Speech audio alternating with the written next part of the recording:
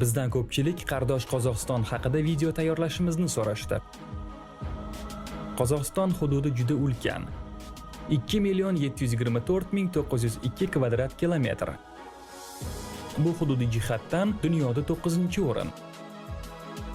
Davlat Rossiya, Turkmaniston, O'zbekiston, Qirg'iziston va Xitoy bilan chegaradosh. Mamlakat hududi bo'yicha MDHda 2-o'rinda. Rossiya va Qozog'iston o'rtasidagi chegara dunyodagi eng uzun chegaradir. Aholisi 18 million. Tub aholi bu miqdorning 60%dan ortiqroq. Ikkinchi o'rinda ruslar 20%. Mamlakatda ukrain, tatar, o'zbek va hatto nemislar ham yashaydi. Ko'pchilik yoshlar davlat xizmatlariga kirishga intiladi. Bu ishonchli, barqaror va doimiy maoshga ega ish. Mamlakatda o'rtacha oylik maoshi 122 ming tenge. Aytgancha, tenge juda qadimiy valyuta va dengi so'zining asosi, o'zagi hisoblanadi. Qozog'iston topilgan neft zaxirasi bo'yicha dunyoda 8-o'rinda turadi. Mamlakat iqtisodi va byudjeti neft, temir va rangli rudalar va g'alla eksportiga bog'liq. Eksport sohasining asosiy ulushi neft sanoatiga to'g'ri keladi, 38% atrofida. Qozog'iston shartli 5 ta iqtisodiy hududga bo'lingan. Har biri o'ziga xos yo'nalishga ega. Bu rayonlar shimoliy, sharqiy, markaziy, g'arbiy, janubiy. G'arbiy iqtisodiy zona neft va gaz qazib chiqarishga ixtisoslashgan. Sharqiy va markaziy rayonlar mashinasozlik, qora va rangli metallurgiyaga. Shimoliy rayon ko'mir, temir rudalari qazib chiqarish, elektr energiyasi va qurilish mahsulotlari ishlab chiqaradi. Janubiy rayonda qishloq, baliqchilik xo'jaligi rivojlangan. Bu yerda guruch, g'alla, paxta, meva, sabzavotlar juda faol yetishtiriladi. Qo'y qo'zichilik va yilqichilik ham rivojlangan. Davlatning asosiy savdo hamkorlari Rossiya, Xitoy, AQSh, Germaniya. Yalpi ichki mahsulot hajmi bo'yicha davlat 2016-yil jahon reytingida 83-o'rinni egallagandi. Ko'rsatkich kishi boshiga $6,470. Mamlakat iqtisodiy o'sish hajmi asosan foydali qazilmalar hisobiga amalga oshadi. Bu esa jahon bozorida neft narxining pasayishi resurslar hisobiga kun ko'ruvchi davlatlar qatorida Qozog'istonga ham jiddiy ta'sir ko'rsatadi. Qozog'iston jahonga bahaybat tog'lari, sirli sahrolari, zumrad ko'llari, ajoyib flora va faunasi bilan mashhurdir. Bu uning qadimiy sivilizatsiyasidan darak beradi.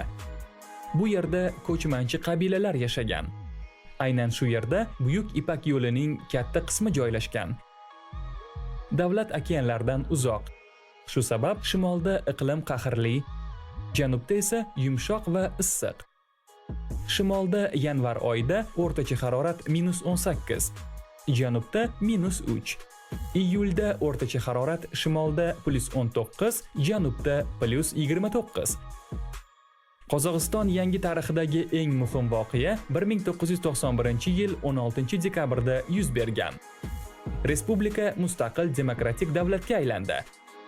Mamlakat poytaxti Nur-Sulton shahri.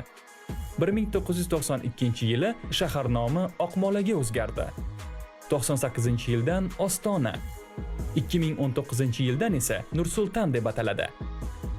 Shahar 1998-yilgacha hududi va ahamiyati bo'yicha 2-o'rinda edi. O'sha paytdagi prezident Nur-Sulton Nazarboyev 1998-yil iyunda shahar nomini Ostonaga o'zgartirdi va barcha ma'muriy binolarni Olmaotadan Ostonaga ko'chirib, uni poytaxt qildi. Ostona so'zi qozoqchada poytaxt ma'nosini bildiradi.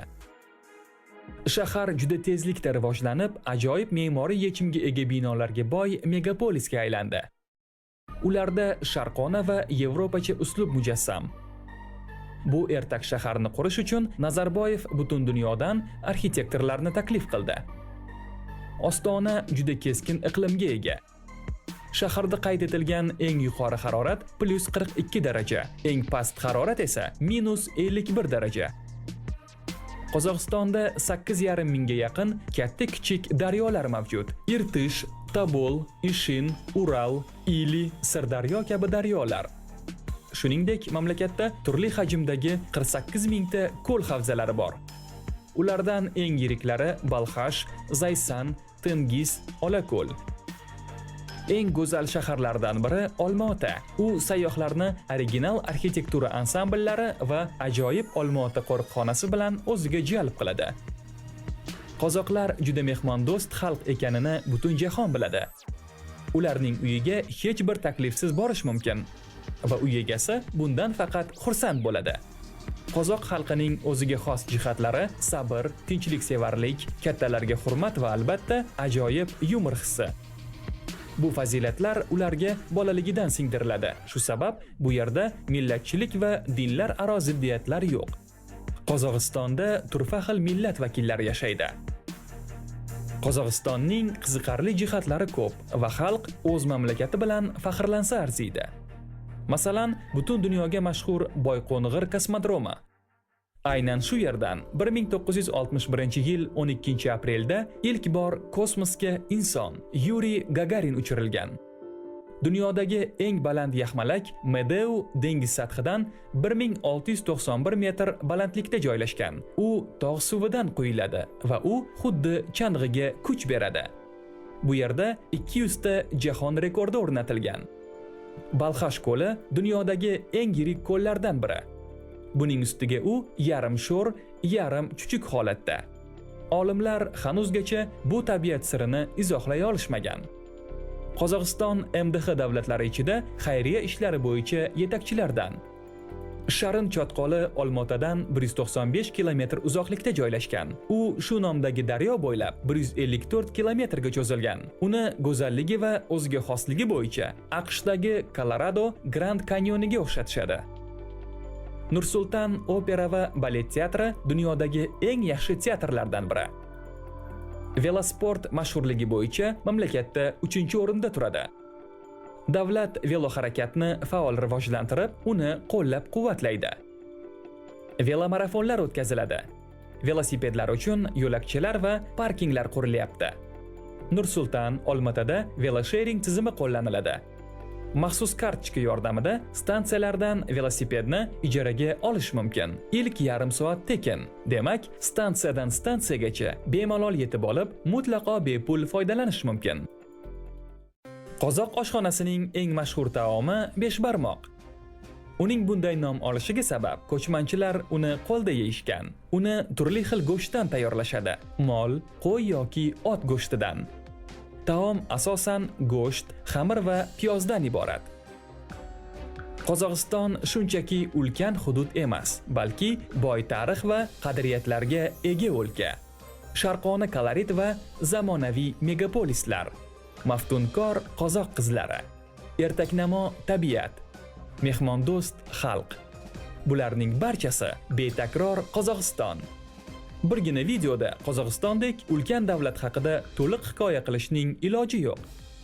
Sizning ham bu mamlakat haqida bilganlaringiz bo'lsa, marhamat, izohlarda yozib qoldiring.